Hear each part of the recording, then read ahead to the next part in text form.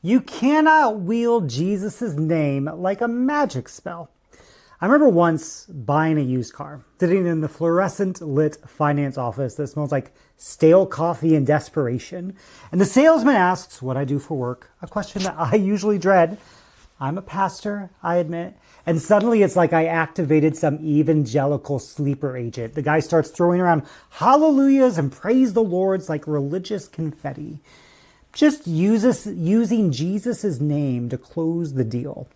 It's so gross, it makes my skin crawl. So in Acts 19, you have the 7 sons of Sceva who thought that they could weaponize Jesus' name in the same way. Despite not following the way of Jesus, they attempt to use Jesus' name to cast out demons. And the demon replies, this is basically a quote, "Jesus I know, Paul I'm familiar with, but who the hell are you?" And then the demon proceeds to beat these people naked.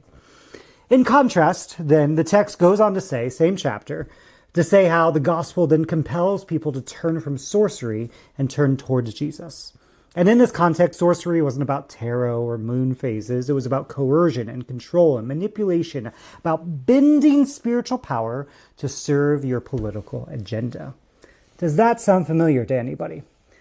When I watch MAGA Christianity co-opt Jesus for their own political aims, when I see televangelists promising prosperity if you just say Jesus' name with enough faith, when Christian nationalists use Lord, Lord language while practicing the opposite of everything that Jesus actually taught, I think about those 7 wannabe exorcists getting their asses handed to them. The demon knew the difference between authentic spiritual authority and religious cosplay.